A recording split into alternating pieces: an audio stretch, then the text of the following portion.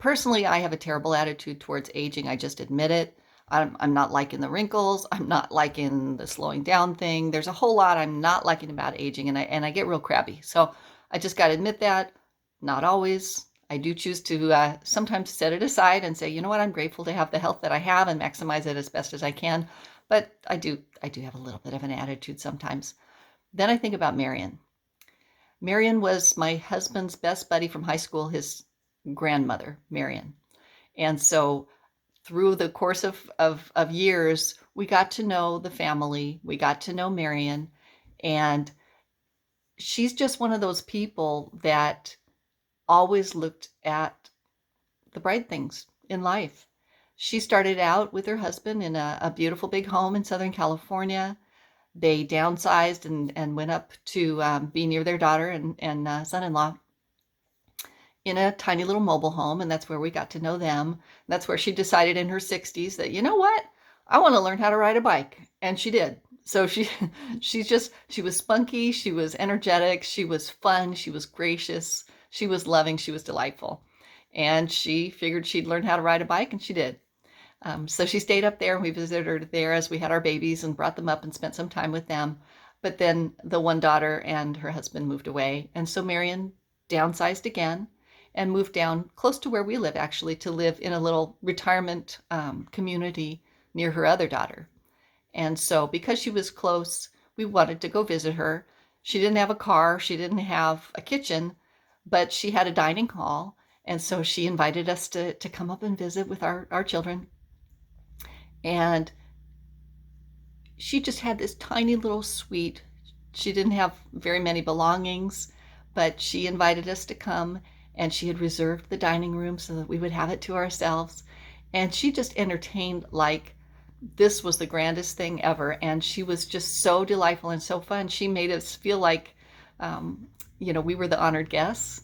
She brought out a deck of Uno cards, and so we played Uno cards with the kids. She had a little hacky sack ball. She would play ball. We would watch movies together.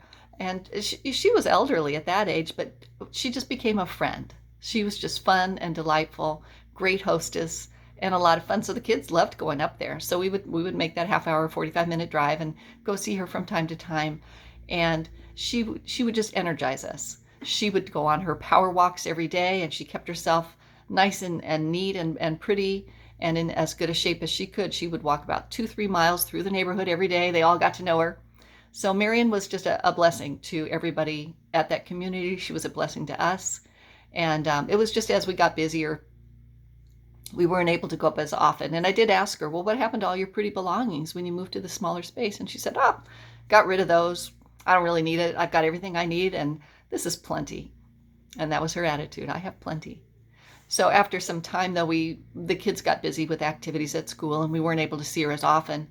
And we got a phone call from her daughter saying that she had fallen and had to move to a smaller space. Not long before this, last time we had seen her in her little retirement community, she had a cane, and she confessed that she wasn't able to make her long walks anymore. But she said, I can still get around the grounds here, and I can still play bridge with my friends and beat them most of the time too. So that was her way of looking at the half full glass every time.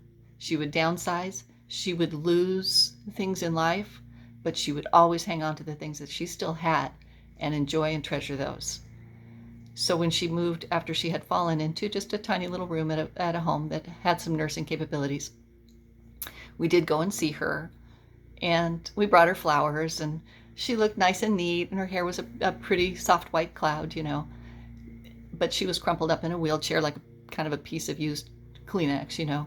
And I patted her hand, told her how the kids were doing, and asked her how she was doing. Silly question. But she said, I miss my home and I miss my family, but they take such good care of me here, and I'm doing just fine. I love you guys. Thank you so much for coming to see me. I never heard Marian complain, ever. Not once. And so when I'm tempted to get crabby about the things I can't do or can't do as well anymore, or lost opportunities, I look at Marian's example and I think, she lived gratefully, she aged gratefully, and I can do the same thing by following her example.